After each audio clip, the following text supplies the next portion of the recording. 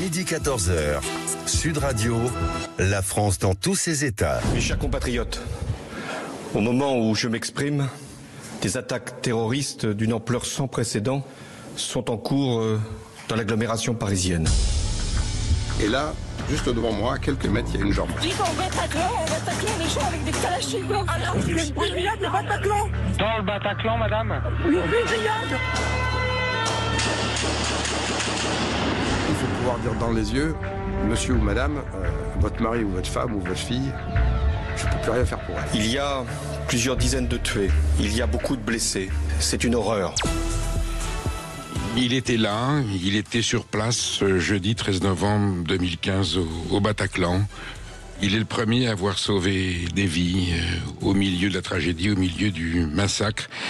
Didier est avec nous en studio sur Sud Radio. Il était à l'époque le responsable de la sécurité de la salle de spectacle et il fut le témoin, le premier témoin. Voilà. Il a vécu en direct, il a compris petit à petit ce qui se passait. Et puis les policiers sont arrivés, mais il a vécu cet instant terrible, cet instant historique. Il l'a vécu en totalité, dans sa chair. C'était son métier, c'était sa maison.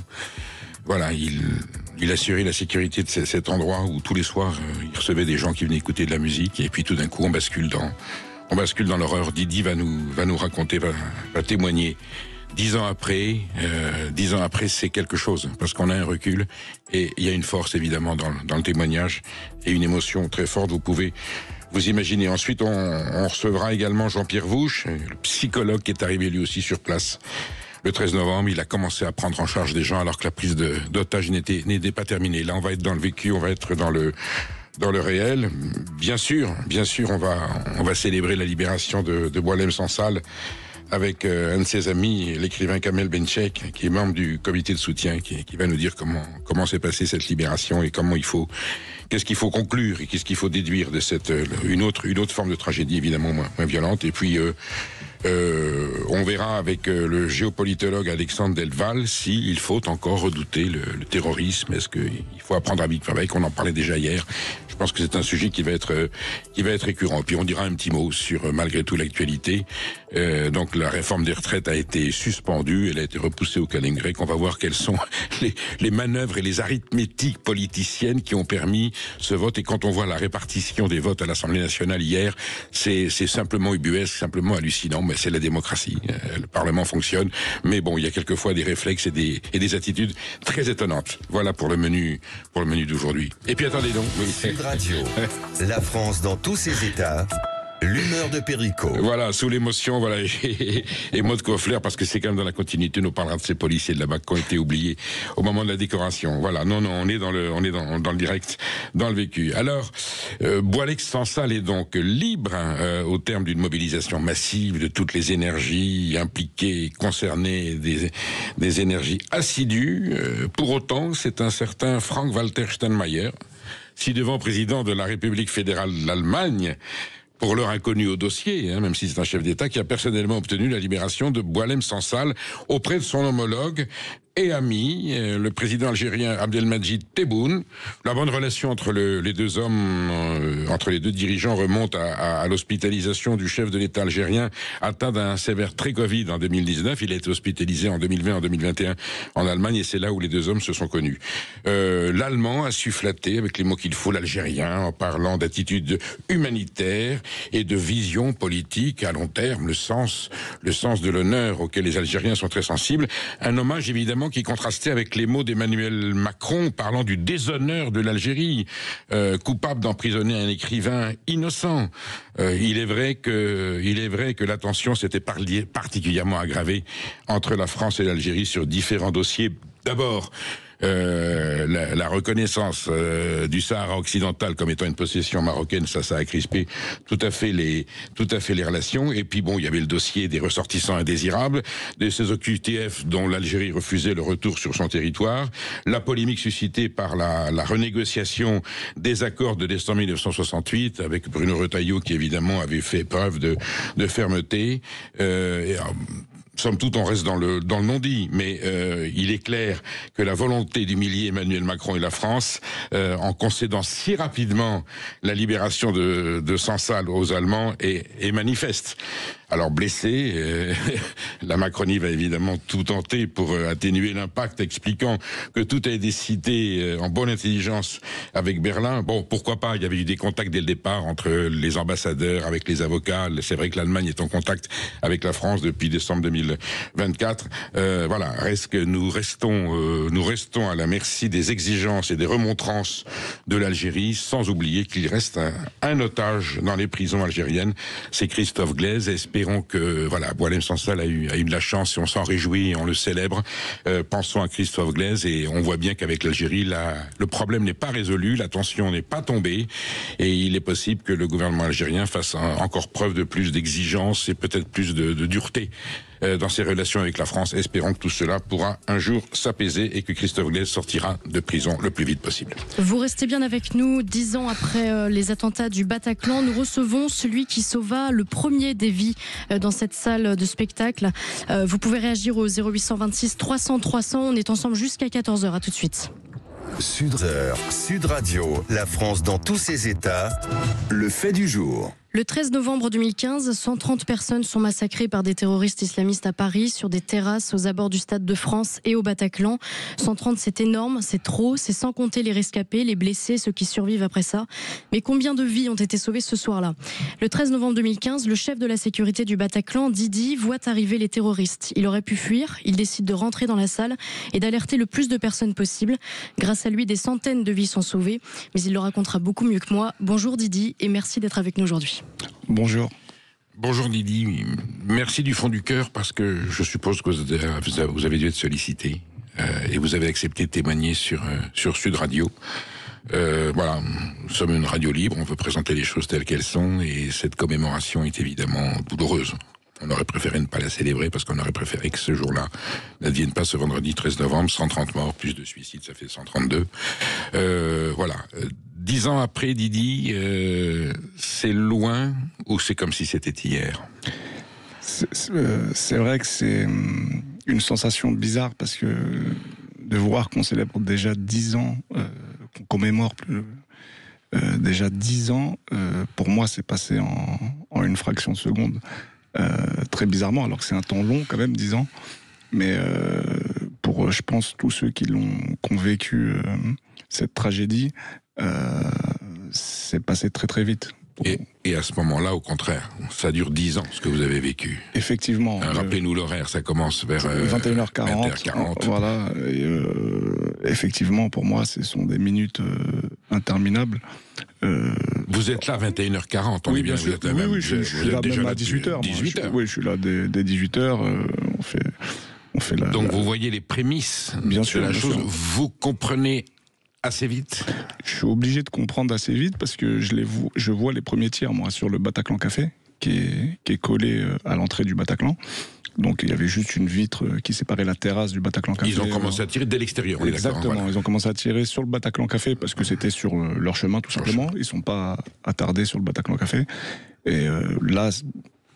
Votre esprit et votre rétine n'a pas l'habitude n'est pas prête à voir cette scène-là. Donc quand j'ai une fraction de seconde pour réagir. Ça joue dans des films. Et bien sûr. Et là, vous l'avez en direct. Là, vous l'avez en direct. Vous voyez un vécu. Trois hommes en train de tirer qui se précipitent vers le Bataclan. Donc là, j'avais effectivement deux solutions. Soit partir à l'opposé, direction République, soit rentrer dans la salle, vu que j'étais le seul qui était devant la salle à ce moment-là. Et donc j'ai fait le choix, bien entendu, sans aucune réflexion. C'est vraiment l'instinct qui a parlé ce soir-là, rien d'autre. Je suis rentré dans la salle pour faire réfugier rapidement ceux qui étaient dans le hall, le staff qui s'est réfugié à l'abri, et ensuite rentrer dans la salle pour ouvrir les premières issues de secours derrière les terroristes. Votre survie elle-même relève du miracle. Vous auriez pu mourir 100 fois. Oui, là, pour avoir refait... Vous étiez exposé. Ah oui, j'ai pu mourir... Ils vous repèrent ou non ? Ils comprennent que vous avez un rôle dans la sécurité de l'établissement. Je ne sais pas si devant, oui, ils ont dû me voir, mais ensuite ça va très vite. Donc j'ouvre les sorties de secours des toilettes et ensuite je re-rentre dans la salle pensant que j'avais le temps de faire la même chose à l'opposé. Donc effectivement, je me suis retrouvé bloqué dans la fosse. Ce geste de l'ouverture des portes va sauver des vies. Bien sûr, évidemment. Fondamental. Beaucoup de vies. Beaucoup de vies, les premières portes de sortie de secours, mais ensuite, je suis rentré à l'intérieur. Je me suis retrouvé bloqué donc pendant la prise d'otage pendant quelques minutes. Donc je me suis allongé dans la fosse et j'ai attendu le moment opportun, voyant qu'il ne connaissait pas parfaitement la salle. Contrairement à moi, ça m'a permis, au moment où il y a eu le battement, où ils rechargeaient, ils étaient en train de parler, d'ouvrir l'issue de secours à Jardin, donc des loges, et qu'on voit d'ailleurs dans la vidéo amateur aussi, et une grande foule ensuite m'a suivi, j'ai ouvert et j'ai fait sortir pas mal de gens à cette issue de secours-là. Didi, on va dire les choses très clairement et très simplement. Vous auriez préféré vous protéger à ce moment-là et ne pas rentrer. Le bilan eût été très différent. On va pas le quantifier, mais il aurait été différent. Oui, effectivement, on va pas se mentir. Même les différents juges ou autres. Les magistrats, les enquêteurs. Oui, on a pu en parler, oui, effectivement. Si il m'avait touché devant la salle... Imaginez qu'il vous ait tué le premier. Oui, voilà, le premier, ce qui aurait dû être normalement le cas. Hein. J'ai eu vraiment beaucoup de chance, parce que j'avais peut-être 10 secondes d'avance, moi, sur eux. Tout ce que vous avez fait n'aurait pas été fait. Oui, effectivement, parce que là, c'est clair que le bilan aurait pu être très très lourd, parce qu'on n'avait pas loin de 1600 personnes, il ne faut pas oublier, au Bataclan. Donc bon, c'est vrai que si vous regardez le ratio, un mort pour moi c'est déjà trop, hein, mais le ratio population mort, quand vous regardez les terrasses, le nombre de morts qu'il y a eu sur les terrasses par rapport au nombre de gens présents, c'est comme si vous me disiez qu'il y avait 500 morts au Bataclan en fait. Vous avez été le témoin d'une des plus grandes tragédies, j'allais dire, de terrorisme dans une situation civile, pas de guerre, de l'histoire quasiment du XXe siècle. Il y a eu la guerre d'Algérie avec des attentats aussi du FLN sur le sol français. Et là, vous avez vécu à une époque, peut-être où on se disait que cette époque, ces temps étaient révolus. Vous avez assisté à une tragédie abominable qui marquera l'histoire et les mémoires de toutes les façons. Pour autant, Didi, vous ne voulez pas révéler votre identité. Vous avez tenu bon. On vous appelait Didi, mais voilà, on respecte, mais que d'autres auraient pu dire, voilà, je m'appelle, voilà, je suis, et voilà. Et vous êtes resté, malgré tout, vous n'avez pas pu rester totalement dans la réserve, puisqu'on sait qui vous êtes.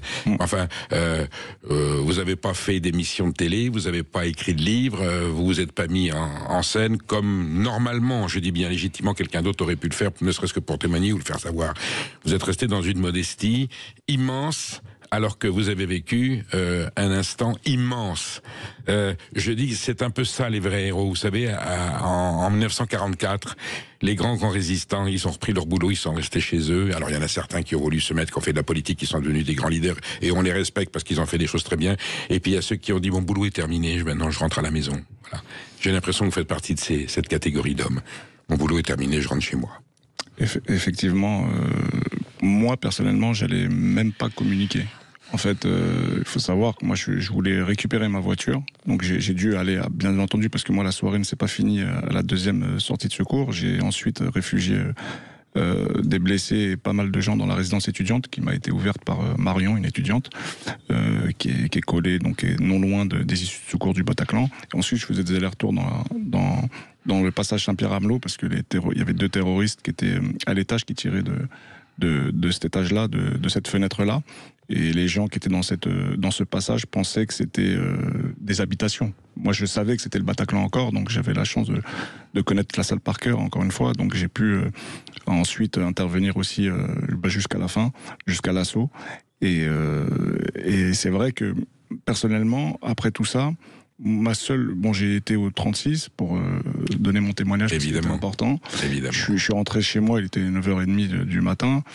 12 heures. Ouais, ça a duré 12 heures. Exactement, moi je suis rentré à 9h30 du matin chez moi. Je voulais juste récupérer ma voiture qui était devant la salle.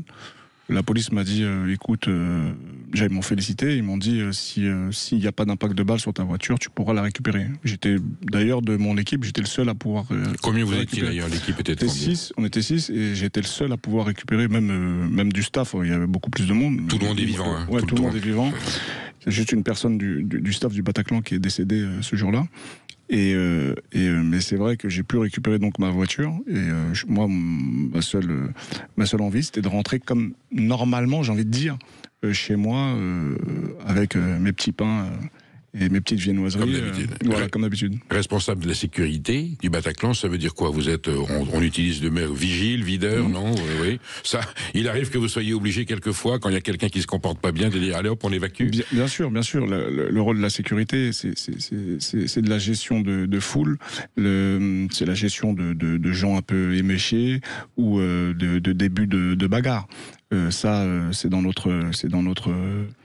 notre giron à nous, de protéger et de gérer ça lors d'une soirée. Bien entendu, ça n'englobe pas une attaque terroriste. Là, vous êtes allé au sommet de la protection avec la possibilité de mettre votre vie, et vous avez mis votre vie en risque.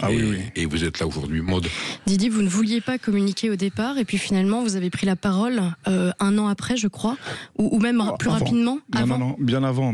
Qu'est-ce qui vous a amené à prendre la parole? En fait, c'est tout bête, c'est que BFM faisait un documentaire juste après, c'est pas longtemps après. J'avais refusé par exemple le lendemain, j'avais refusé 7 à 8 et autres. J'avais refusé des sollicitations très directes. On m'a contacté très directement. Mais moi, au début, c'est BFM qui faisait, donc Sarah Lou Cohen, service police-justice, qui faisait un documentaire avec des rescapés. Et mon nom est sorti plusieurs fois. Donc ils sont intéressés à mon cas. Donc bon, ayant ces contacts, je pense chez la police, elle a pu avoir mon contact et avoir la confirmation de ce qu'elle entendait. Et donc elle m'a appelé tout simplement par mon nom de famille d'ailleurs sur mon téléphone. Désolé. Et donc là, je me suis dit bon, à un moment donné, il faut communiquer. Les anciens patrons du Bataclan m'avaient conseillé fortement de communiquer. Témoigner, de communiquer, parce que de toute façon c'était pas anodin. C'est plus de communication, c'est du témoignage. C'est du témoignage et c'est tellement énorme qu'ils m'ont dit tu peux pas, ce que tu as fait, ça ne passera jamais sous les radars, c'est pas possible. Tu as aidé trop de gens, directement, indirectement, tu as été chercher des gens directement. Ils m'ont dit t'es obligé de parler parce que sinon les gens vont parler que pour toi et toi tu ne parleras pas. Alors, est-ce que la République a été reconnaissante? On sait que oui, il y a eu une reconnaissance, il y a eu une médaille. Oui, bien sûr, oui. Voilà. Et un tweet de Bernard Cazeneuve, ministre de l'Intérieur, qui vous accorde la nationalité française. Oui. Vous l'aviez bien mérité. Oui, en fait, il faut savoir que c'est plus. Moi, j'ai toujours été en règle. Vous l'aviez pas parce que vous la demandiez pas. J'ai toujours été en situation régulière. Je précise parce que souvent. À ce poste-là, c'est normal. Souvent, on met tout le monde dans le même case. Non, j'ai toujours été. Je m'étais marié donc avec mon épouse 1 mois et demi avant les attentats. Et c'est vrai que je suis arrivé en France, j'avais l'âge de 6 mois. Donc voilà, j'ai fait mes études, j'ai mes diplômes et autres. Et c'est vrai que je me suis dit tiens, il faut que je commence à faire mon dossier de naturalisation. Et ça s'est fait. J'ai commencé les démarches un peu avant les attentats. Donc ça, c'est Monsieur Cazeneuve, qui était ministre à l'époque, a accéléré le process et puis il me l'a accordé assez rapidement, mais je l'aurais eu de toute façon. Il n'y a pas de souci. Bon, citoyen Didier, vous êtes l'honneur de la France, vous êtes l'honneur de la République. Merci d'avoir été avec nous. Je crois que Maud a encore une question à vous poser. J'ai une petite question relative justement à votre épouse qui vous accompagne aujourd'hui. Vous avez reçu une belle nouvelle après ce drame le lendemain. Didier, si vous acceptez de le raconter à notre antenne. Bien sûr, effectivement. Moi, on va dire le choc que j'ai eu ensuite, c'est que quand mon épouse m'apprend que elle était enceinte et que j'allais devenir papa. Donc c'est vrai que là, c'est un vrai coup de massue parce que tu te refais le film et tu te dis j'aurais pu ne jamais le savoir. En fait, je me suis exposé autant de fois à la mort et quand je rentre chez moi, elle m'apprend la vie. Donc c'est vraiment un ascenseur émotionnel incroyable. Est-ce que vous avez le sentiment que votre vie a changé, a été bouleversée ces 10 dernières années? Oui, c'est vrai que ces 10 dernières années, j'ai eu d'autres enfants entre-temps, donc là je me rends compte que je me rends compte qu'il y a vraiment 10 ans qui sont écoulés. Mais c'est vrai que c'est... Vous avez gardé la même profession? Oui, je suis toujours dans ce milieu-là. La sécurité, ouais, voilà. je suis toujours dans le milieu. J'ai mes boîtes, tout ça. Là-dessus, je suis toujours dans ce milieu-là. Ouais. Vous sentez que ça peut un jour se reproduire? Peut-être veut dire la sécurité zéro n'existe pas, on est d'accord? Mais bien entendu, on va pas se mentir.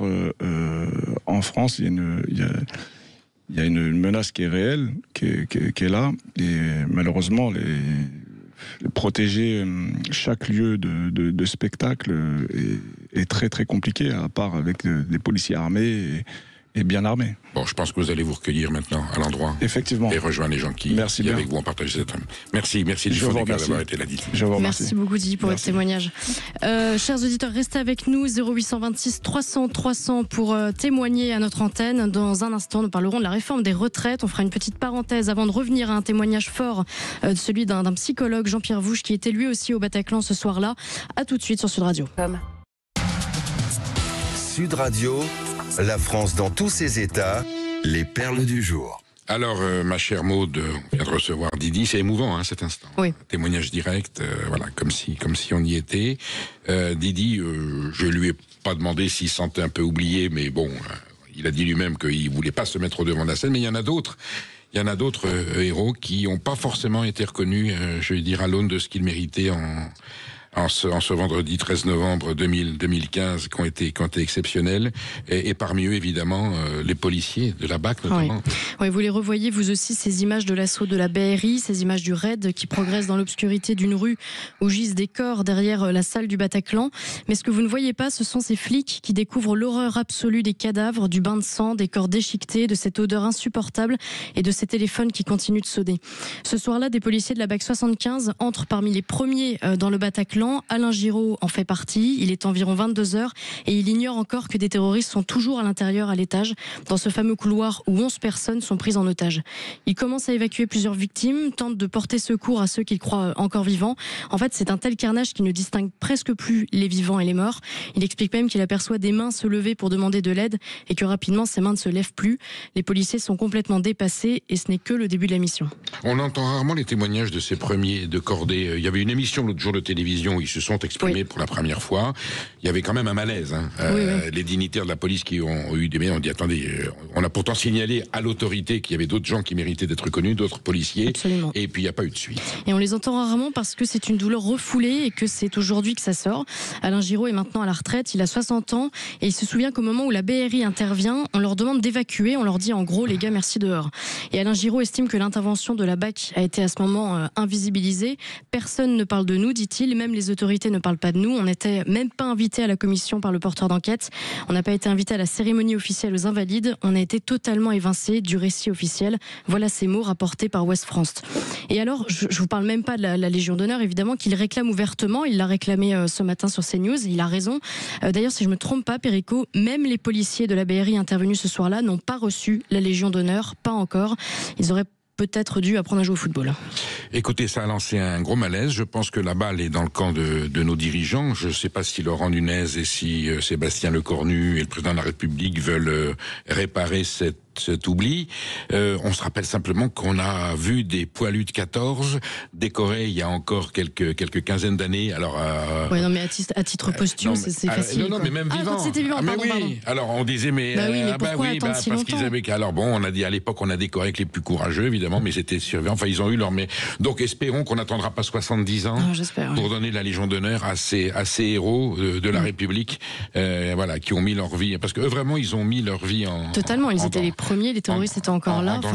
On va nous dire que c'est une erreur administrative, une procédure, on a oublié, mais l'expliquer de toutes les manières possibles, ça n'excusera pas, en tout cas à nos yeux. On a quand même alerté, les pouvoirs publics ont été alertés, la classe politique est alertée. Pour l'instant, on voit pas de. Mais je pense qu'à force de le répéter sur les ondes, et merci Maud de nous avoir rappelé. On en parlera tous les jours. Voilà, je pense qu'on ne lâchera pas le morceau. Voilà, on exige la décoration de ces policiers et on insistera autant qu'il faudra à cette antenne pour qu'ils l'obtiennent et pour que justice soit rendue. Allez, petite parenthèse politique. L'Assemblée nationale a voté hier la suspension de la réforme des retraites avec 255 voix pour et 146 contre. Mais en regardant les votes d'un peu plus près, Perico, on découvre des alliances étonnantes et des fractures abyssales. Oui, alors c'est tout à fait autre chose que les sujets qu'on vient d'aborder. Ça n'est même presque comique. Alors oui, 255 contre 146. On rappelle que la majorité absolue, c'est 289. Enfin, 200, c'est le vote au Parlement. Alors je peux vous dire que là, la démocratie parlementaire, elle a parfaitement fonctionné dans sa complexité, dans ses subtilités, dans ses acrobaties. Alors on rappelle, on votait pour la suspension de cette réforme des retraites, dont nous rappelons qu'en 2023, elle fut présentée comme la réforme du siècle essentielle à l'avenir de la France, de la République. Ce qui est vrai, puisqu'on sait qu'on vieillit de plus en plus et qu'il y a moins de cotisants que de, bien, enfin, on voudrait pas que ça s'inverse, qu'il y ait moins de cotisants que d'actifs, et que pour payer les retraites des gens. Et là, donc, il a fallu faire une répartition subtile. On a eu le jeu des alliances, des mésalliances, des trahisons, des reniements et des combinaisons. C'est la combinaison italienne. Alors, vous aviez le Rassemblement national, les élus du Parti socialiste, les écolos de Europe Écologie Les Verts, Elliott, eux, ils ont voté pour des gens qui, en général, ils travaillent pas ensemble. Le RN et le PS, ça s'est jamais entendu. Les écologistes non plus, Elliott non plus. Ils se sont trouvés ensemble pour voter la suspension de cette réforme des retraites. Contre la France insoumise qui se bat depuis 2023 de façon, j'allais dire, véhémente pour supprimer cette réforme des retraites, eh bien, elle a voté contre sa suppression parce qu'elle estime que c'est un piège, que c'est pas suffisant et qu'en fait, hier soir encore, vont pas expliquer que ce vote de suspension était en fait le maintien de la loi. Enfin, incompréhensible. Alors, on votait contre la France insoumise, Horizon, les Républicains, évidemment, qui eux, alors, ils sont cohérents, ils ont toujours été pour cette réforme depuis le début, et c'est grâce à eux d'ailleurs qu'elle est passée en 2023, tant au Sénat qu'à l'Assemblée nationale. Les communistes et puis l'UDR, Éric Ciotti, mais ça a toujours été clair qu'avec le RN, ils n'étaient pas d'accord sur la réforme des retraites, et alors se sont abstenus. Et alors là, on est à la fois chez Ubu et chez Machiavel, 67 députés Renaissance, et le Modem. Alors attention, il y a 11 Modem qui ont voté pour, il y a quelques Renaissance qui ont voté pour aussi pour la suppression, les autres se sont abstenus, afin de permettre aux socialistes, à monsieur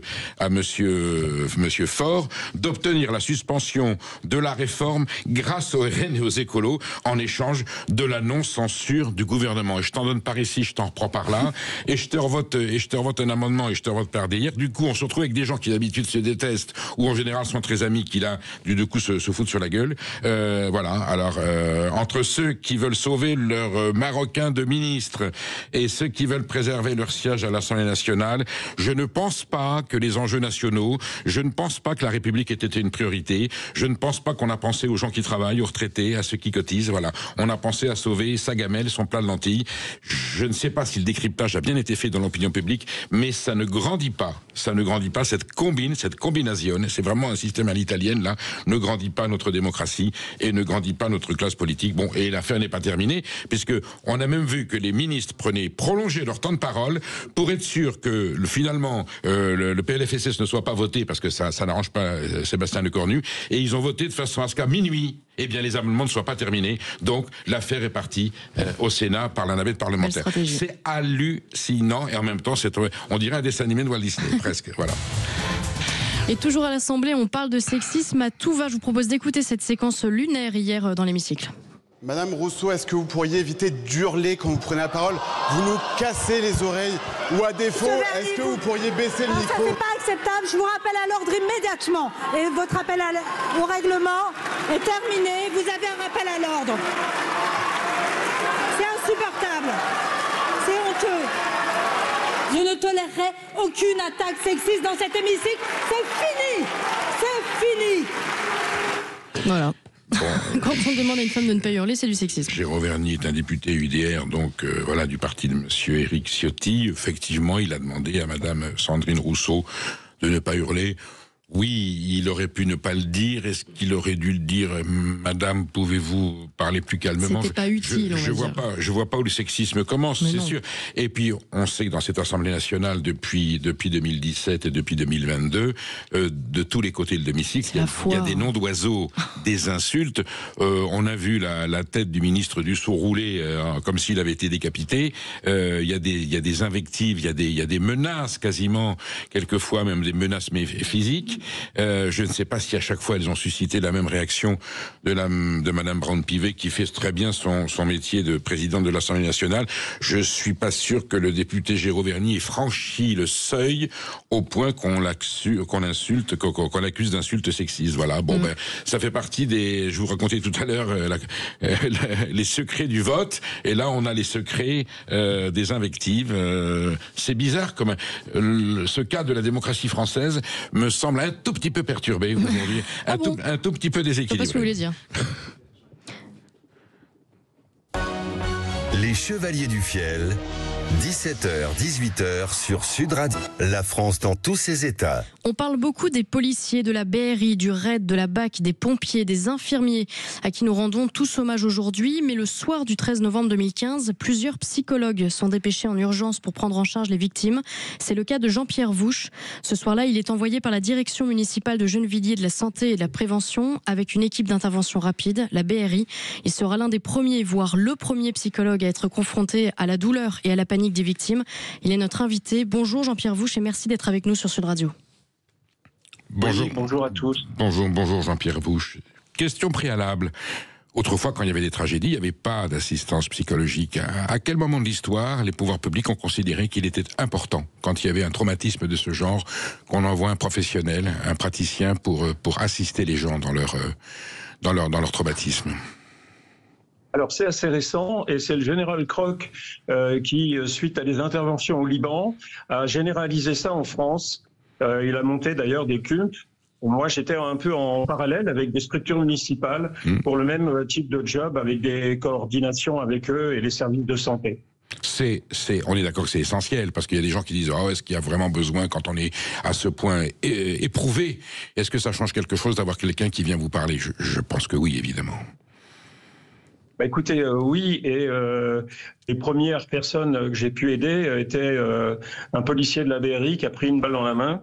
Donc, il était en situation de fragilité, de douleur, et le temps que je puisse le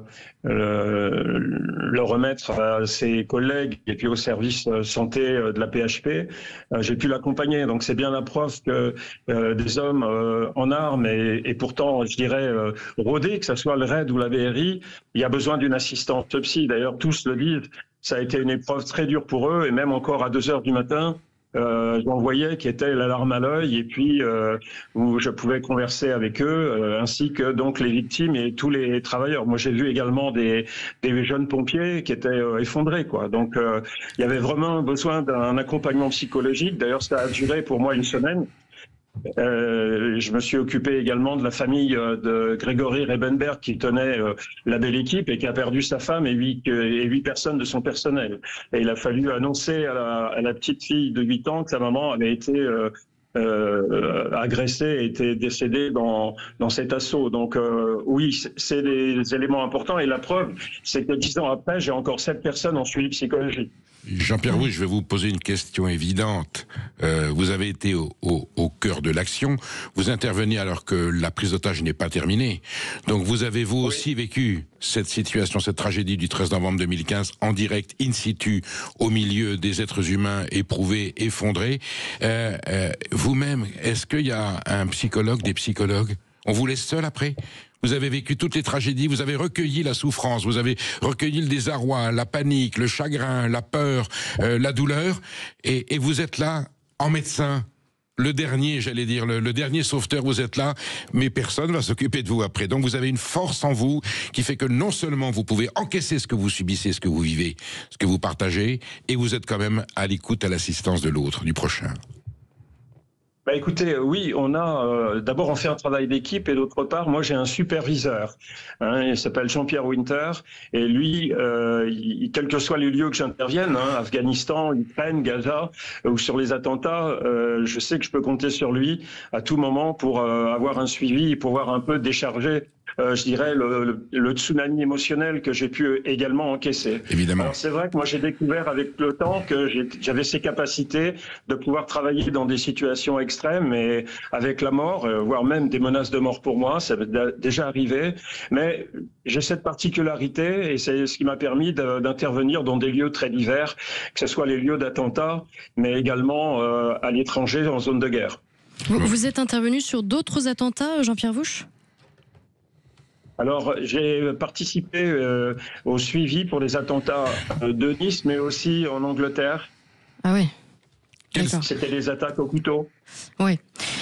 J'ai une question au sujet de ce soir du Bataclan. Lorsque vous êtes parti avec la BRI, vous ne saviez pas sur quoi vous alliez tomber. Les membres de la BRI ne savaient pas non plus. Personne n'était prêt à voir ce qu'ils allaient voir. Vous n'aviez pas le droit à la sidération, parce que quand on est psychologue, j'imagine qu'on doit garder une sorte de distance et être capable de venir en aide immédiatement. Ça va pour plusieurs métiers, bien sûr, de soins, d'accompagnement, etc. Quelle a été votre réaction lorsque vous êtes arrivé devant le Bataclan, Jean-Pierre Vouche ? Alors écoutez, d'une part, moi j'étais informé parce que je travaillais à l'époque, je faisais les formations de policiers, comment accompagner les victimes, mais aussi des entretiens avec des criminels. Et la préfecture, via le Quai des Orfèvres, ils m'ont appelé en disant « Jean-Pierre, on a besoin de toi et de ton équipe, il faut venir, on est en zone de guerre ». Donc déjà, la préfecture avait conscience de la situation. Et moi, le temps de prendre mon véhicule et de me rapatrier à quelques mètres du Bataclan, j'ai été reçu par un commandant, mais j'étais déjà au courant de la situation et il a détaché tout de suite 4 personnes, on va les appeler des ninjas, derrière moi pour pouvoir intervenir. Parce que tous les services pompiers, ambulanciers, ils étaient à 400 mètres du Bataclan. Vers Oberkampf. Quels sont non, il n'y avait pas de souci. Moi, j'étais préparé psychologiquement. Quelles sont les différentes attitudes de l'être humain dans ces circonstances ? Vous les avez tous vues. Il y a celui qui résiste, celui qui dit rien, celle qui encaisse, celui qui s'effondre, celui qui immédiatement se jette dans vos bras comme un secours, et puis ceux qui par pudeur ne vont rien dire. Il y a des attitudes et des comportements différents. Oui, ils sont très variés. Alors, il y a déjà les comportements de stupeur. Les personnes sont complètement figées, un peu comme une statue. On peut parler de sidération. On peut parler de sidération. Oui, c'est une sidération avec les yeux grands ouverts. Et même si on essaye de parler, ils n'arrivent pas à sortir une parole tellement ils sont cabossés, choqués. Alors ça c'est une partie, d'autres arrivent à mieux tenir, mais ça tient, c'est fragile. Et ils vont décompenser en différé. Donc, et pourquoi ils décompensent en différé, c'est que sur le moment, ils savent qu'ils ne peuvent pas tenir une posture dépressive parce qu'ils vont s'effondrer totalement. Donc, ils attendent d'être mieux pour pouvoir réaborder la situation et le choc, mais plus tard. Donc ça, c'est une partie. Vous avez des gens qui sont complètement effondrés et qui pleurent sans arrêt, que ce soit des survivants, mais bon, j'ai accompagné aussi une personne, une jeune de 20 ans qui avait pris une balle dans l'œil et qui est décédée. Je l'ai accompagnée dans les derniers instants. Elle parlait plus. Elle était également dans un état de choc. Et puis la seule chose, c'était d'avoir des paroles réconfortantes. Ah oui, vous avez pas seulement soigné les traumatismes, vous avez soigné des gens qui avaient été mortellement atteints dans leur chair, qui étaient en train de mourir. Oui, bien sûr. Vous avez assisté à ça. Oui, j'étais à genoux à côté de brancardier avec des pompiers et des gens de la PHP qui étaient en train d'effectuer les premiers soins, et moi je m'occupais au niveau du suivi psy de l'accompagner, de lui parler pendant qu'on était en train de lui mettre des perfusions, voilà. Donc la personne avait pris plusieurs balles. Oui, donc là c'est un travail d'équipe, et on a eu une très très bonne collaboration avec tous les services. Moi j'ai été demandé de partout et mon travail a duré une semaine. Je suis pas rentré chez moi puisque j'ai habité chez Grégory Rebenberg pour suivre la famille et puis d'autres personnes qui demandaient à me revoir. Il y a eu surtout des pères qui avaient des enfants et qui savaient pas comment présenter aux enfants que la mère était décédée dans le Bataclan. Mais vous vous rendez compte. Alors, il y a eu, on compte 2 suicides de victimes. Oui. Ça veut dire que même longtemps après, on est tellement éprouvé, le choc est tellement violent qu'on ne s'en remet pas, Oui, c'est un tsunami émotionnel. Et moi, je vois qu'il y a des gens qui ont eu des répercussions professionnelles, amoureuses aussi, qui n'ont pas pu tenir une relation et qui ne supportaient plus leurs enfants quand ils criaient, etc. Donc, ça engendre des grands drames. Et sur les années qu'on suivi, et même maintenant, j'ai encore, parmi les 7 personnes, des gens qui ont en effet été dans des états dépressifs très, très longtemps, même avec médicaments, mais qui ont encore des terreurs nocturnes, des insomnies, et qui revoient les scènes de violence et de l'attentat. Jean-Pierre Vouche, ça fait 10 ans que ces attentats ont lieu. Vous m'avez dit quelque chose de très touchant ce matin dans nos échanges. Je suis un homme de l'ombre et qui pense tout le temps à eux. Ça vous suit, j'imagine, tous les jours. Comment on vit avec ça, même en tant que psychologue, même après avoir été accompagné, et vous qui accompagnez encore certaines victimes, certains rescapés du Bataclan? Bah oui, ça fait partie de nos vies. Donc ma vie, c'est bien sûr d'avoir accompagné, de savoir qu'il y a des gens qui se sont remis et d'autres qui ont encore besoin d'aide. Donc ils ont encore un genou à terre. J'essaye de les relever. Bien sûr qu'au niveau émotionnel, c'est toujours fort. Ils font partie aussi maintenant de ma vie. C'est vrai que alors je vais pas le claironner, j'en parle presque pas à mes proches. Je garde ça pour moi. Jean-Pierre Vouche. Ça fait partie de mon humanité. Jean-Pierre Vouche, est-ce que vous avez eu une reconnaissance au même titre que les policiers? Vous avez joué un rôle héroïque également. Il y a eu une reconnaissance ou non? Je n'ai pas dit que vous l'ayez réclamé, mais je vous demande, est-ce que vous avez eu un geste à un moment donné de l'autorité en vous félicitant, en vous remerciant? Non, je n'ai pas eu de reconnaissance particulière. D'autre part, je la cherchais pas. La reconnaissance, c'est les gens que vous avez secourus. Je pense à une femme qui était juste en corsage, qui avait tout abandonné. Je lui ai donné mon parka. Elle est partie avec. Elle m'a dit, je vous le redonnerai. Elle m'a passé un coup de fil. J'ai dit non, gardez-le en souvenir. Voilà, c'est des choses frappantes comme ça. Mais elle avait pas d'argent. Je lui ai donné de l'argent pour qu'elle puisse prendre le train et puis réconforter ses parents. Voilà, c'est des choses comme ça. Ça nous marque dans notre chemin de vie. Et c'est pour ça que je disais ce matin, bah oui, ils font partie toujours de mon humanité. Comme le commandant Massoud avec qui j'ai travaillé, j'étais un rescapé de l'attentat. Bon, bah tous ces êtres-là, ils sont en moi. Mais moi, je suis une force de vie.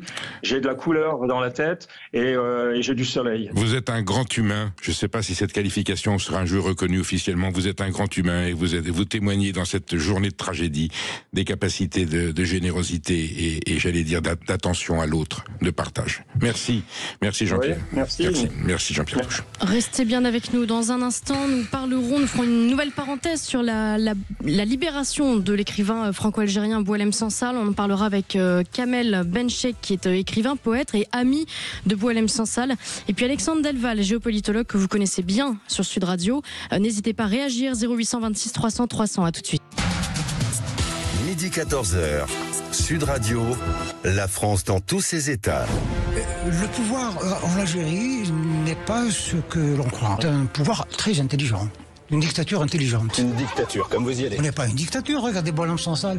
Il n'arrête pas de nous égratigner, de machin, il vit en Algérie tranquillement, allez le voir. Une dictature, c'est quand les gens sont communistes, déjà. Ça se radicalise de plus en plus, ça devient de plus en plus fou, de plus en plus bête. Ils ont froid, avec des chapeaux gris et des chaussures à fermeture éclair. C'est pire que tout ce que nous avons connu. Est-ce que vous êtes senti parfois en danger en Algérie? On ne ressent pas le danger. Et puis jusqu'au jour où ça se produit.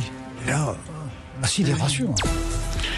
Nous commémorons aujourd'hui la tragédie du 13 novembre 2015, un massacre sanglant qui a marqué nos mémoires et qui a marqué l'histoire. Alors, la détention de Boualem Sansal en était une autre. Celle-là, elle a bien fini, il n'y a pas de comparaison, ce sont des situations différentes, mais bon, nous sommes tous réjouis et rassurés de savoir que Boualem Sansal est sorti des geôles algériennes. Nous sommes avec avec Kamel Bencheikh, qui est du comité de soutien de Boualem Sansal et qui le connaît bien, et qui vous publiez un livre. Là, vraiment, vous n'avez pas calculé, vous ne pouvez pas le savoir. Vous êtes en parfaite synchronisation avec l'actualité. Déjà, première question basique, est-ce que vous avez eu des nouvelles? Est-ce qu'il est joignable, Boualem Sansal? Il n'est pas joignable. Je lui ai envoyé un texto ce matin et un mail. Et je me suis dirigé vers des médecins que je connais à l'hôpital de la Charité à Berlin. On va avoir des nouvelles très bientôt, mais pour l'instant, on ne les a pas. Célèbre hôpital de la Charité à Berlin qui a fait l'objet d'une série télévisée, puisque son histoire commence déjà avant le nazisme. C'était c'est l'hôpital militaire. Bon, en tout cas, il est en sûreté là-bas, en territoire de République fédérale allemande, sous protection des autorités allemandes. Kamel Bencheikh, on s'y attendait un petit peu, beaucoup ou pas du tout? Pas du tout. Pour ma part, moi, je m'y attendais pas du tout. J'ai espéré de nombreuses fois, le 5 juillet, par exemple, pour la fête de l'indépendance algérienne, je pensais vraiment qu'après sa condamnation, le 4 juillet, il aurait une grâce. Je me suis dit, il va sortir par la grande porte. Et puis, pour les fêtes musulmanes de l'Aïd, là aussi j'ai cru. Le 1er novembre, c'est le déclenchement de la guerre de libération algérienne. Oui. Là, je me suis dit, ça ne se fera pas, il va pourrir en prison. Souvenir du 1er novembre 54, hein. Voilà, tout à fait. La fameuse Lune de la Toussaint qui est le début du conflit algérien. Les scénarios possibles étaient quoi? Au moins 1 an, et puis peut-être 2. Enfin, il y avait des étapes. On avait un peu extrapolé là-dessus. Alors, vu comment le président Tebboune a parlé de lui, souvenez-vous, bâtard, fils d'un Marocain, on ne connaît pas son nom, etc. Moi, je m'attendais à ce que... je pensais que les islamistes ne le laisseraient pas sortir de toute manière. Ils le cherchaient depuis si longtemps. Et écoutez, je l'ai vu quelques semaines avant qu'il parte. Et depuis 2 ans, 3 ans, je n'arrête pas de lui dire, Boualem, n'y va pas. Il faut absolument que tu restes en France. Et il me disait ce qu'on vient d'entendre, ce qu'il vient de dire. Écoute, j'y vais, je leur sers d'alibi. C'est une dictature, mais ils disent, regardez, il y a un mec qui nous aime pas, qui dit le plus grand mal de nous, mais... comme nous sommes des démocrates, on le laisse parler. Est-ce que ne sont pas ces propos qui auraient pu susciter dans la tête des autorités algériennes le dire, s'il dit ça, justement, on va l'arrêter. En tout cas, on était dans une situation de prise d'otage d'État. Exactement. Il y a l'incarcération d'intellectuels contestataires, admettons, de la part d'un système tyrannique, et en plus l'otage parce que les moyens de pression vis-à-vis de la France et puis des pays. Exactement, mais ce n'est pas venu comme ça. Il y a déjà la prise de position du président de la République française concernant la marocanité du Sahara. Bien sûr. Et puis, Boualem a parlé dans un média Frontières sur les frontières algéro-marocaines. Et puis voilà, il n'attendait que ça. Le pouvoir algérien n'attendait que ça. Et puis il est tombé au bon moment. Alors il est tombé au bon moment. C'est vrai que la tension entre la France et l'Algérie était, dans sa pire expression, entre les OQTF qui sont refusés, les renégociations des accords de décembre 1968, les positions de Bruno Retailleau, ministre de l'Intérieur, qui dit qu'il faut de la fermeté avec l'Algérie. À votre avis, quelle est la façon la plus pertinente aujourd'hui de traiter les relations entre la République française et l'Algérie? C'est un dossier qui est ancien, ça a commencé en 54, finalement ça ne s'est jamais vraiment terminé, avec des périodes de rémission. Les mains ont été tendues souvent dans les 2 situations, et nous avons en France des millions d'Algériens qui n'aspirent qu'à une chose, c'est une sérénité entre ces 2 pays et une réconciliation. Qui a intérêt à maintenir cette tension entre la France et l'Algérie? Pour l'instant, le pouvoir algérien, il ne faut pas que je dise Algérie, mais le pouvoir algérien, on est bien d'accord. Il y a une rente mémorielle sur laquelle il s'appuie. C'est une légitimité pour le pouvoir algérien. Le fait que Bruno Retailleau soit parti et que Nunez soit venu, n'oublions pas qu'il est né en Algérie. Nunez connaît très bien l'Algérie, il est né à Oran. Donc, je vois une sorte d'apaisement. Lui, il est plutôt pour le dialogue parce qu'il a peut-être les éléments du dialogue. Alors que Bruno Retailleau était dans la confrontation en disant ça suffit maintenant, on va pas passer notre vie à nous écraser. Nous avons des droits et l'Algérie a des devoirs envers nous, on va les appliquer. Ça n'a servi à rien qu'à crisper.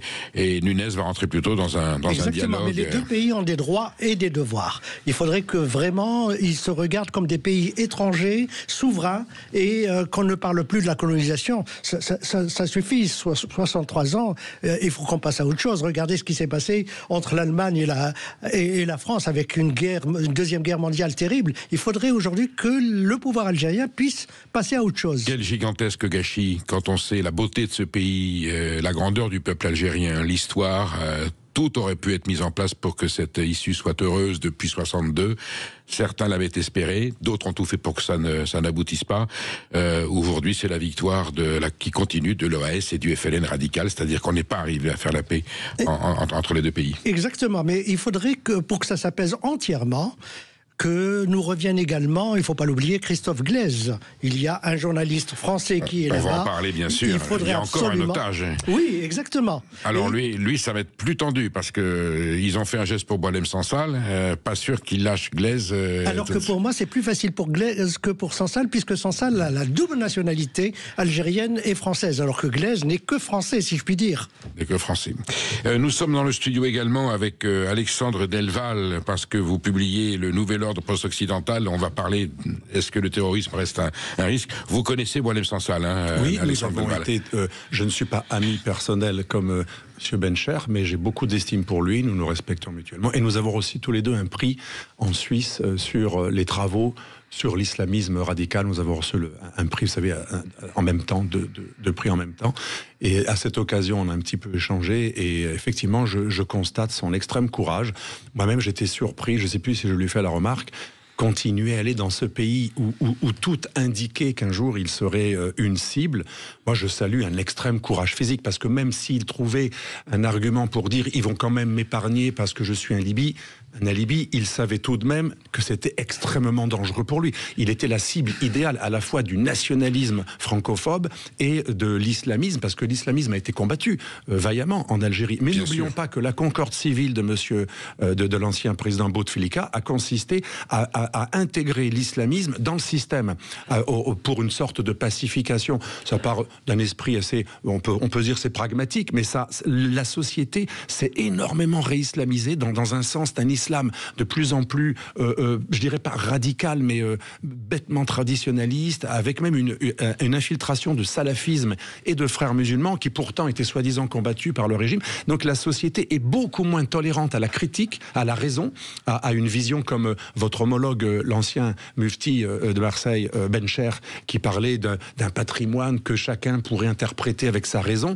On ne peut plus le faire dans la plupart des pays musulmans, et l'Algérie a fait une sorte de synthèse islamo-nationaliste, et c'est pour ça qu'elle s'entend très bien avec Erdogan, avec la Turquie qui elle-même a fait une synthèse nationale islamiste après avoir détruit le laïcisme kémaliste. Pourtant, Kamel Bencher, au début, le FLM, je parle de l'époque historique avec Krim Belkacem, le comité des Neuf, Ben Bella et Boumedienne, on n'est pas sur une approche laïque, mais le poids de l'islam dans la revendication nationale algérienne n'est pas aussi lourd qu'il est. Non, il n'était pas lourd du tout. Il était encore moins lourd avec Ferhat Abbas et Ben Khedda, les deux premiers présidents algériens. Et Messali Hadj, bien sûr.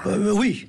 Et Messali Hadj n'a jamais eu de responsabilité, alors que Ferhat Abbas et Ben Khedda ont été présidents par intérim. Ils sont musulmans, il n'y a aucun problème. Ils sont musulmans, mais laïcs. Oui, et il parlait, Alexandre Delval parlait à l'instant de la Turquie. Et ben, Ferhat Abbas n'arrêtait pas de glorifier Kemal Atatürk. Et voilà, Mustafa Kemal Atatürk, qui est le père de la laïcité, qui reste aujourd'hui, on le sait peu, c'est quand même une référence de la laïcité. Absolument. Et il a fait de la Turquie un État exemplaire qui aujourd'hui a été dévoyé par les régimes successifs. Je vais peut-être vous choquer, mais pour moi, c'est le plus grand homme que la Terre ait porté. Alors, vous n'êtes pas seul à le penser. Pourtant, Mustafa Kemal n'a pas toujours été d'une tendresse extrême. Il a été un dictateur, mais un dictateur lumineux. Voilà. Mais aujourd'hui, au vu de ce qu'on voit comme régime autour de la Méditerranée, il reste une référence pour beaucoup d'hommes politiques français, profondément démocrates, pour certains de gauche. Donc, je partage votre avis. Mais si on se retrouve dans quelques instants, on fait une pause, on va continuer à parler de cette libération heureuse de Boualem Sansal. Sud Radio, la France dans tous ses états.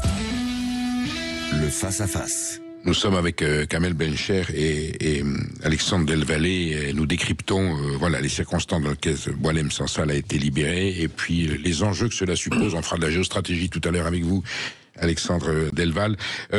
Kamel Bencher, est-ce qu'il y a Boualem Sansal a révélé qu'il y a des intellectuels algériens, et français mais algériens, qui se battent pour la liberté. Est-ce qu'on pense qu'il y a d'autres écrivains algériens, peut-être connus ou moins connus, qui, en Algérie, continuent à se battre pour la liberté? Je pense essentiellement à un jeune que je ne connais pas et qui s'appelle Mohamed Tadjadit.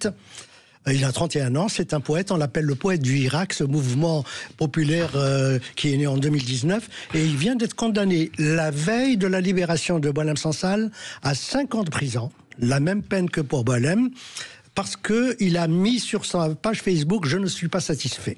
On est vraiment dans des conditions d'état totalitaire, j'allais dire un peu à la chinoise ou à la soviétique, où on vous poursuit avec les réseaux Internet, on vous repère et on vous emprisonne immédiatement. C'est ce qui est arrivé. Et il n'y a aucun recours. Il n'y a aucun espoir. La justice algérienne est aux ordres du pouvoir, il n'y a pas de distinction. C'est ce qu'on appelle la justice du téléphone. C'est-à-dire il suffit que le ministre de la Justice dise au juge voilà ce qu'il faut condamner et il le fait. Pourtant, est-ce qu'il y a une conscience aujourd'hui? D'abord, est-ce qu'il y a une opposition? On en a connu les historiques. Bon, pour moi, la dernière référence, c'est Sinaï Hamed qui a essayé en Kabylie avec le parti des forces socialistes. Est-ce qu'il y a une opposition qui essaie d'exister en Algérie? Au Sinaï Hamed, je ne sais pas si vous connaissez Saïd Sadi. Bien sûr. Qui a fondé le RCD. Je parlais des historiques, le dernier. Voilà. Oui, Saïd Sadi qui a fondé... les leaders ont comme tous mal fini. De Krim Belkacem à Mohamed Boudiaf, on les tue. Tous ont été tués. On les tue. Tous ont été tués. Des héros. Des héros. Exactement, surtout Boudiaf. Oui.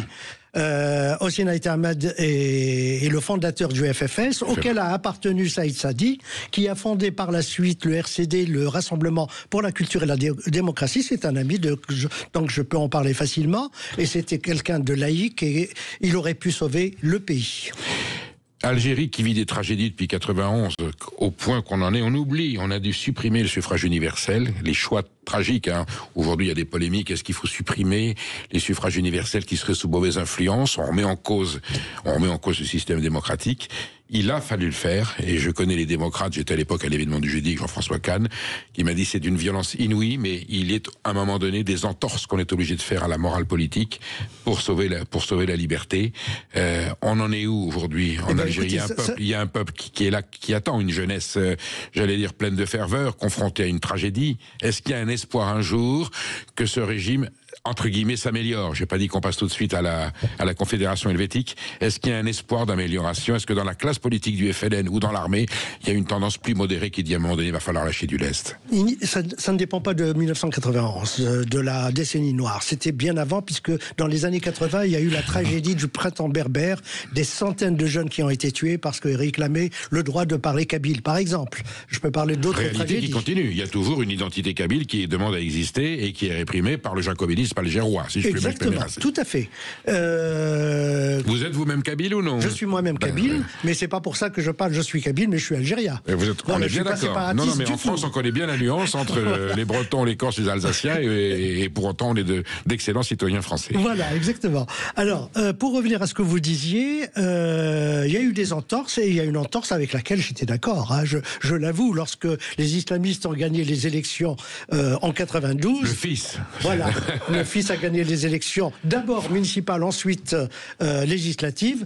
Il fallait donner un coup de frein parce qu'on ne peut pas permettre à des antidémocrates de prendre en otage le pays. Et Kamel Benchek, avec cette même logique, pourquoi le peuple algérien en était-il venu à voter pour de tels extrêmes, si ce n'est qu'il se sentait floué, trahi? C'est ça la vérité. Donc on va vers les extrêmes, et puis voilà, alors là on a pu empêcher le scrutin. Si le fils avait pris le pouvoir, on serait dans un état aujourd'hui...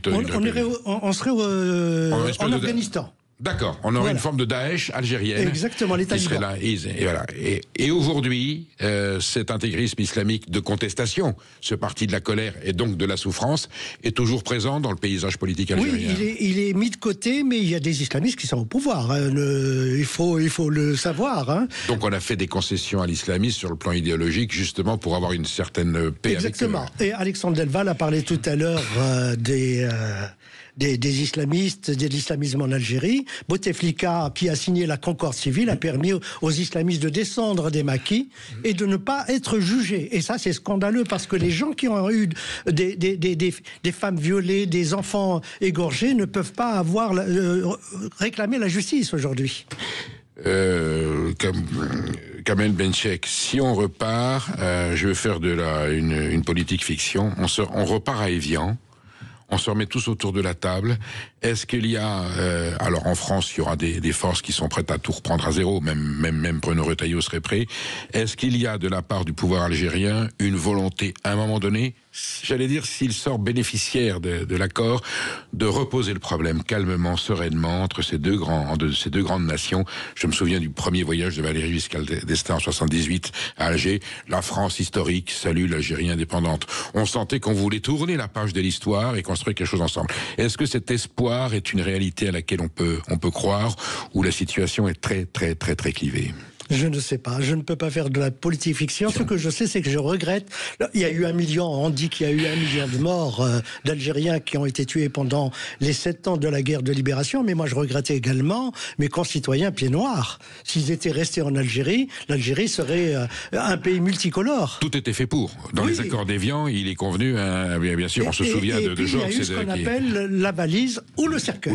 Les deux extrêmes qui se prennent. Donc c'est plutôt la tendance moumédienne, c'est l'armée d'extérieur qui dit pas de négociation, alors que l'aile majoritaire du FLN était prête, tout simplement parce qu'il considérait que la présence française allait permettre à l'Algérie indépendante, j'allais dire, de progresser et d'accéder à un niveau de vie et de niveau économique qui était vous avez dit le nom de Boumedienne. Tout nous vient de Boumedienne. La dictature absolue, la prise de contrôle par l'armée des frontières, alors qu'il y avait une armée à l'intérieur dirigée par Chaabani et compagnie. Et aujourd'hui, nous assistons à quelque chose d'immuable, j'allais dire. Hein.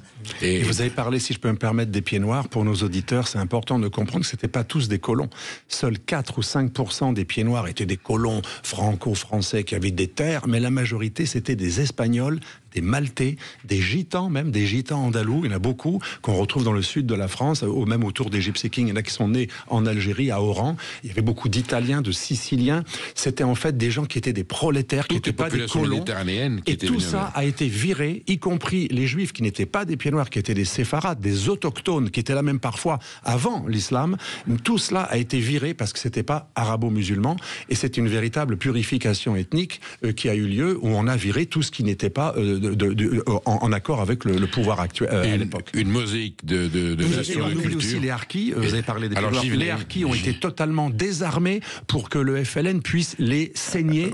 Et ils n'ont même pas eu le droit d'émigrer en France pour être sauvés et épargnés. Il y avait même des règles avec Mesmer qui faisaient qu'on rapatriait en Algérie le harki qui aurait osé s'infiltrer dans un bateau pour être sûr qu'il soit livré aux soi-disant vainqueurs du FLN. Ça, c'était absolument inouï. On n'a jamais vu un pays qui désarme ses combattants volontaires pour les offrir à l'ennemi. Et de toute manière, même les harkis qui sont arrivés en France, ils ont été mis dans des camps. Oui, certains étaient renvoyés, c'était la doctrine Mesmer, et après on les a parqués dans des camps jusqu'à aujourd'hui. En 2025, il y a encore des ghettos de harkis en France. Tâche indélébile dans la mémoire du gaullisme. Le général de Gaulle, qui aujourd'hui est tant célébré et étant commémoré et étant loué pour, effectivement, la France qu'il nous a laissée avec cette zone d'ombre qui est... Et on sait qu'il est alerté, on sait qu'il est interpellé, et il comprend qu'il faut fermer les yeux, et on laisse... Alors évidemment, pour le FLN, ce sont des collabos, mais même pour une partie de la gauche française, aujourd'hui, vous dites, mais ils n'ont eu que ce qu'ils méritent quand on sait les souffrances et les atrocités qu'ils ont subies. Or, ils s'étaient battus pour la France, il y a eu la même chose en Indochine, et aujourd'hui, cette page est définitivement tournée. Les harkis, c'est terminé. Alors, la deuxième génération est là, et pourtant, modèle d'intégration, les harkis, aujourd'hui, en France. Oui, tout à fait. Oui, les harkis, il y a des maires, il y a des adjoints aux maires, il y a même des députés issus de la communauté harki, et c'est heureux. Comment vous voyez l'avenir, Kamel Benchek, vous connaissez la phrase que l'on sort souvent de Boumedienne qui dit « Ne nous pressons pas, nous les conquérons avec le ventre de nos femmes », et le général de Gaulle qui dit « Je donne l'indépendance à l'Algérie parce que sinon ça sera Colombey, les deux mosquées ». Est-ce que pour autant on a des perspectives pour penser qu'un jour on pourra, ces deux peuples, au niveau des peuples, trouver une entente? Avec le Maroc et la Tunisie, les choses se sont apaisées, même si c'est pas idéal. Est-ce qu'un jour on pourra retrouver une fraternité? Je rêve déjà que les frontières s'ouvrent entre les pays maghrébins, le Maroc et l'Algérie. J'aime beaucoup le Maroc, j'y vais assez souvent. Les peuples algériens et français ne se détestent pas, contrairement à ce que veut faire croire le régime algérien. Et il faudrait que tout ça s'apaise et que on puisse aller. Moi, je ne peux pas aller en Algérie, mais j'aimerais y aller, j'aimerais y retourner. Les Algériens de France peuvent peser aujourd'hui s'ils se concertent, s'ils se rassemblent pour établir un lien, au moins au niveau de la France, en disant nous, on ne veut pas de cette, on ne veut C'est un espoir, un vœu que je prends à mon compte. Il faut toujours espérer. Il faut toujours espérer. Oui. Dans l'histoire, il y a des miracles qui se sont produits. Bon, espérons que le souvenir de cette, il y a eu une union à un moment donné. Voilà. Et Dieu sait si pourtant le comportement colonial, il faut pas se cacher, et le comportement de la République française, que l'armée de la République ait pu commettre ce qu'elle a commis pendant la guerre d'indépendance. Il faut tout dire, il faut tout mettre sur la table, et peut-être pourrons-nous dans le dialogue et en se disant la vérité, les yeux dans les yeux, le cœur dans le cœur, on pourra peut-être un jour évoluer. Kamel Benchek, vous restez avec nous parce que c'est moi qui vais vous faire intervenir sur les sujets que je vais évoquer avec Alexandre Delval. Alexandre Delval, voilà, on commémore aujourd'hui le 13 novembre 2015. On parle avec Kamel Benchek de la tragédie franco-algérienne parce que c'est une tragédie qui n'en finit pas. Il faut rester, et les experts que j'ai souvent reçus ici, de la police ou de la justice, nous disent c'est pas prêt de se calmer. Est-ce qu'il faut rester très très vigilant sur ces tensions? Mais bien sûr, on peut comprendre les choses si on étudie sur le temps long. Alors 30 ans, c'est pas vraiment le temps long, mais c'est déjà beaucoup plus que l'immédiat. Ça fait à peu près 30 ans que j'étudie ce phénomène de l'islamisme. Ce que j'ai constaté, c'est que plus l'islamisme radical a professionnalisé, multiplié des attentats islamistes de type djihadiste, en tuant des innocents dans le métro, dans des rues, dans des places publiques, à Nice, où il y avait même des musulmans qui ont été victimes, y compris des femmes volées qui ont été victimes. Les musulmans sont souvent les premières victimes de l'islamisme, rappelons-le. Parce que déjà, pour un djihadiste de type salafiste djihadiste, un musulman qui n'adhère pas à son petit groupe sectaire de djihadistes salafistes n'est pas un musulman, c'est un apostat. Donc s'il meurt, Dieu reconnaîtra les siens, s'il meurt dans une explosion, dans un marché, n'importe où, aucune importance pour un djihadiste. De même, Alexandre Delvalle, que nous avons, y compris des auditeurs qui nous appellent en disant nous sommes musulmans français, ne nous assimilez pas, je vous en supplie. Absolument. Les mots islamisme et ce problème de vocable est important. Bien sûr qu'on ne fait pas la confusion, pourtant c'est une réalité. Et il y a un islamisme qui est extrêmement actif. Alors ce qu'il faut répondre, et mes élèves souvent musulmans, très très souvent musulmans, me disent mais on n'est pas d'accord avec cet amalgame. Absolument. Je leur dis mais attention, ne renversons pas les choses. L'amalgame est regrettable. Moi j'ai travaillé beaucoup avec des musulmans qui avaient une vision très intéressante de la religion, qui est pas une vision moderniste française, parce qu'à Bagdad, à l'époque de gloire du califat abbasside à Bagdad, nous avions une école, les Moutazilites, qui utilisait la raison, y compris sur les textes, qui faisait primer la raison sur la foi, comment dirais-je, traditionnelle, et qui ont été à l'origine de traductions de milliers d'œuvres grecques, juives, perses. Mais il y a eu un islam éclairé. Mais cet islam éclairé, il était à l'époque où l'islam n'était pas celui d'aujourd'hui. Nous devons beaucoup, on est d'accord. Nous devons beaucoup. La connaissance d'Aristote et les Absolument. mathématiques. Mais ce qu'il faut rappeler, c'est que cet islam a été éclairé quand il était totalement opposé à l'orthodoxie. Aujourd'hui, pour nos auditeurs, depuis le Xe siècle, il n'y a que 4 écoles juridiques de l'islam sunnite qui sont en place. Ce sont les écoles juridiques qui rejettent justement l'école modérée du Moutazilite. Donc quand on remercie l'islam pour de la philosophie qui nous a été donnée à Bagdad, on oublie que c'était pas du tout le même islam. Et ce qui est très étonnant, c'est que les Lumières existaient bien avant l'obscurantisme. L'obscurantisme est venu après les Lumières. C'est l'inverse de chez nous. À Bagdad, au IXe siècle, on était plus libre de critiquer les textes. Il y avait plus d'écoles juridiques. Pour nos auditeurs, il y avait 20 maddaïb. Les maddaïb, c'est les écoles juridiques dans le sunnisme. Il y en a 4 aujourd'hui. 16 maddaïb, les soufis, les moutazilites, tous ceux qui n'étaient pas dans l'orthodoxie ont été bannis. Donc le soufisme est antérieur au salafisme. Il est antérieur au salafisme. Alors il a plusieurs facettes. Mais moi, quand j'ai rencontré l'imam d'Al-Azhar il y a 2 ans, donc la plus haute autorité de l'islam sunnite, j'ai été frappé de voir que l'orthodoxie, qui pourtant critique l'islamisme, il a dit vous avez tort de recevoir les frères musulmans chez vous. Il nous a quand même dit que la loi islamique permet de couper un bras ou de tuer la personne qui est déviante. Donc, vous imaginez l'état du monde musulman, la plus grande école juridique de l'islam qui est supposée modérée et qui combat l'islamisme radical, vous donne ce genre de préceptes. Donc, si vous voulez, le monde musulman est frappé par une orthodoxisation qui est le lit de l'islamisme. Le problème n'est pas que l'islamisme. J'entendais tout à l'heure cette dame qui était victime, elle dit on combat la haine. C'est beaucoup plus complexe que la haine. C'est un programme califal internationale, le djihadiste ne vous tue pas parce qu'il vous déteste. Je vais choquer en disant ça. Si on étudie de manière géopolitique, c'est-à-dire en se mettant dans l'esprit, le djihadiste vous tue parce qu'il pense que ça va faire parler de l'islam, l'attentat va attirer les médias, ça va faire parler de l'islam, ça va créer donc un prosélytisme, parce que quand on en parle en bien ou en mal, on en parle. Et d'ailleurs, vous remarquerez, c'est ce que j'ai tout à l'heure, plus il y a d'attentats islamistes, on ne peut pas dire que les islamistes diminuent. Plus il y a d'islamistes, y compris en France, y compris aux États-Unis. J'ai vu des études scientifiques depuis 2001. Il n'y a jamais eu autant de conversions à l'islamisme radical qu'après 2001. Donc on est dans un phénomène de communication. Voilà. Vous qui êtes dans la communication, pour vous c'est évident. Oui, avec d'autres objectifs, évidemment. Le terrorisme est une forme de publicité gratuite, parce que quand c'est un attentat low cost, ça coûte rien. Mais il a plus de pubs qu'une multinationale qui achète des espaces sur TF1. Kamel Benchek, vous êtes musulman ? Non, je ne suis pas musulman. Mais vous connaissez la culture musulmane. Vous êtes, plus ou comme moins. on dit que je ne suis pas catholique, mais je suis dans le catholicisme. J'ai écrit un livre qui s'appelle L'islamisme ou la crucifixion de l'Occident, publié aux éditions France Fanon et préfacé par Stéphane Rosès. Pour autant, il y a un islam éclairé qui existe, il faut le soutenir. Il y a des soufistes. Voilà. Kamel Benchek, merci d'avoir été avec nous. Merci de m'avoir reçu. On va suivre évidemment le dossier de Boualem Sansal. Je pense qu'il va revenir en France. Et puis vous viendrez nous donner des nouvelles dès que vous en aurez. Avec merci grand infiniment. plaisir. Merci pour votre présence. Doit-on redouter de nouveaux attentats ? On en parle avec Alexandre Delval. Vous restez bien avec nous. On est ensemble jusqu'à 14h. Et puis n'hésitez pas à nous appeler 0826 300 300. À tout de suite. Midi 14h. Sud Radio. La France dans tous ses états. Alors nous sommes avec Alexandre Delvalle qui partageait l'antenne tout à l'heure avec Kamel Benchek pour la libération de Boualem Sansal. Là on va aborder, Alexandre Delvalle, la thématique de votre livre, qui est le nouvel ordre post-occidental. Donc il y a un ordre post-occidental, ça on le savait, et il est en train de se renouveler, c'est-à-dire qu'il y a un Occident qui s'effondre pour en laisser la place à un autre, ou c'est un Occident qui se divise ? Alors c'est un Occident qui se divise, ça c'est certain, parce que justement l'Occident n'est plus l'Occident. C'est le début du livre. Je commence un peu sur la généralité pour arriver au particulier.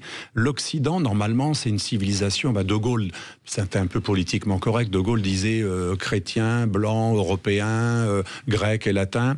D'autres ont dit Rome, Jérusalem, Athènes, Rome, gréco-romain, le droit romain, la philosophie grecque. En gros, ça c'est l'Occident enraciné. Qui est situé. Et cet Occident-là, il était devenu un obstacle pour ceux qui ont un projet, et je ne le dis pas de manière péjorative, un globaliste. Il y a des gens très sincères. Universaliste, on va dire, généreux. Absolument, ce qui est tout à fait noble. Mais les globalistes utilisent la générosité de celui qui se sent citoyen du monde pour un projet, en fait, c'est l'hybris. C'est le projet de domination mondiale. Et l'Occident n'est plus devenu une civilisation enracinée. Il s'est défini comme quelque chose qui est l'univers, la planète. Et donc, en se définissant de manière non identitaire, uniquement universelle, eh bien cet Occident est devenu rien. Il est devenu rien, mais en même temps, il est tout, puisqu'il veut conquérir tout le monde, puisqu'il estime que son domaine d'action, c'est toute la planète. Et comme il n'a pas de racines, eh bien, il est considéré par d'autres civilisations comme un virus qui va tout déconstruire. La famille, avec le wokisme, etc. La nation, puisque la nation, c'est fasciste. Mais tout ça, en fait, derrière tout cela, il n'y a pas que des belles idées. Il y a des belles idées pour ceux qui y croient sincèrement. Je suis citoyen du monde, on entend souvent cela, beaucoup de gens sont sincères.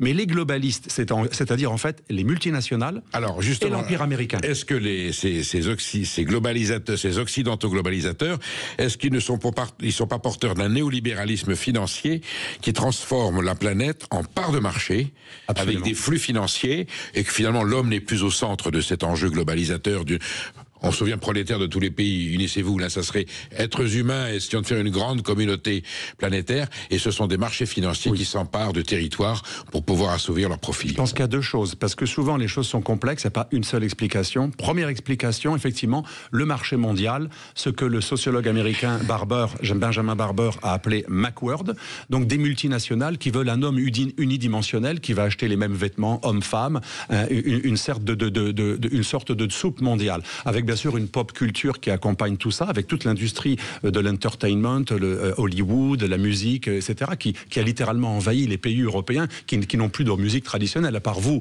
les Basques et quelques Corses, plus personne n'a des chants traditionnels. Donc ce Macworld, il a une logique industrielle, il a besoin d'économie d'échelle, hein, donc plus il y a de marchés larges, sans frontières, plus ça va être rentable. Ça, c'est la première explication. Mais il y a une autre explication, je commence le livre avec cela. C'est ce qu'on appelle les néoconservateurs, ou c'est une nuance plus structurelle que ça. Encore plus structurelle que ça. John Hickenberry, qui est un grand analyste universitaire de Princeton et qui défend le mondialisme, donc c'est pas un populiste, il le défend.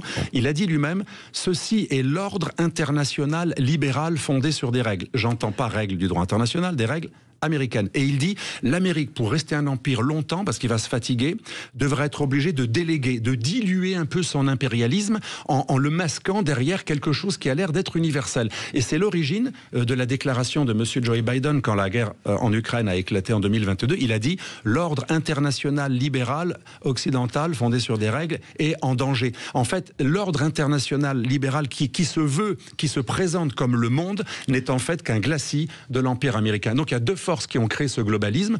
Une force intéressée qui n'était pas sincère parce qu'elle est avant tout nationale, impériale, c'est l'Amérique profonde, c'est le deep state américain qui veut dominer la planète, hein, c'est l'hubris. Et une deuxième force qui est complémentaire, qui souvent est en accord, mais pas toujours, c'est les multinationales qui, elles, sont déterritorialisées et qui détestent les frontières parce qu'elles veulent pas payer d'impôts, elles aiment l'optimisation et elles veulent un marché global. Alors tout allait dans le meilleur des mondes jusqu'à que, j'allais dire, les démocrates perdent le pouvoir aux États-Unis et soit remplacé par une espèce de nationalisme américain qui revient à la tendance Monroe. Non, c'est fini. Nous ne serons plus le banquier du monde, nous ne sommes plus les gendarmes du monde. America first.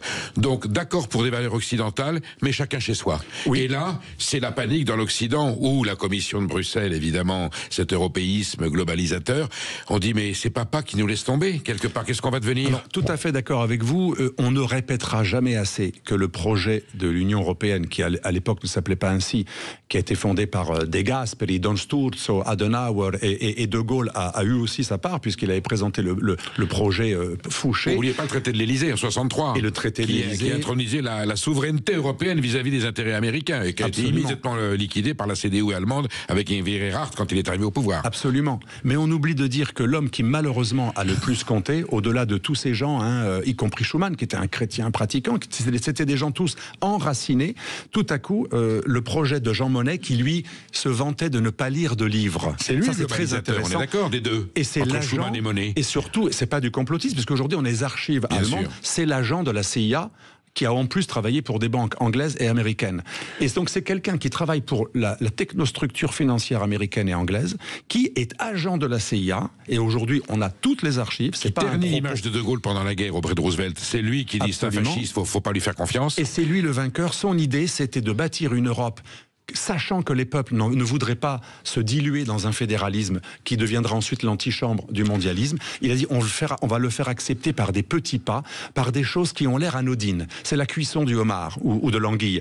Et c'est lui qui avait cette stratégie. On va commencer par l'acier, le charbon, puis après aujourd'hui c'est la Confédération économique et l'acier, la CE. Donc vous êtes en train de m'expliquer que Barroso, Juncker et Van der Leyen sont les successeurs, sont les disciples de Monnet. Absolument. Barroso, regardez, on comprend. Alors Barroso qui était président de la Commission européenne, Premier ministre portugais, ancien trotskiste, devenu Premier ministre et président de la Commission européenne. Et tout est lié, c'est à cause de lui que la révolution en Ukraine part en vrille et devient une guerre civile, parce qu'il a demandé à l'ancien président ukrainien, soi-disant pro-russe, de signer un accord d'association avec l'Union européenne qui était exclusif de l'association de l'union douanière avec la Russie, qui elle représentait 80% de l'économie. Il ne pouvait pas renoncer à 80% de son économie avec la zone pro-russe. Il a dit je veux attendre un petit peu, et Barroso, qui était extrêmement manipulateur, avec bien sûr avec lui la National Endowment for Democracy, Soros et compagnie, tous nos députés, nos sénateurs, ils sont tous allés à Maïdan, et ils ont fait croire au peuple ukrainien qu'on leur volait la prospérité, le rêve européen, alors qu'en fait Yanukovych demandait d'être raisonnable. Il disait je peux pas tout de suite lâcher une zone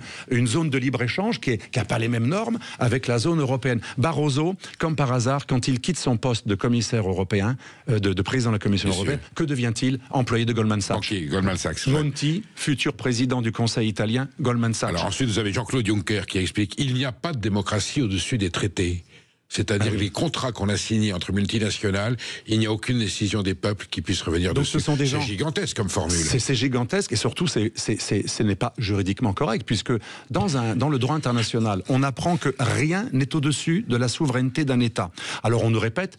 Pacta sunt servanda. Oui, bien sûr. Traité engage celui qui l'a signé. Mais sauf qu'on oublie souvent de dire, un État qui a signé un traité, il est engagé tant qu'il ne dénonce pas le traité. Il a le droit de sortir de n'importe quel traité. Le général de Gaulle dit, si on se fait couillonner, on a le droit de claquer la porte. On a le droit de claquer la porte. À Alain Perfit. Et c'est ce que j'apprends à mes élèves en première année de droit international. On n'est pas dans une interprétation. C'est la base du droit international.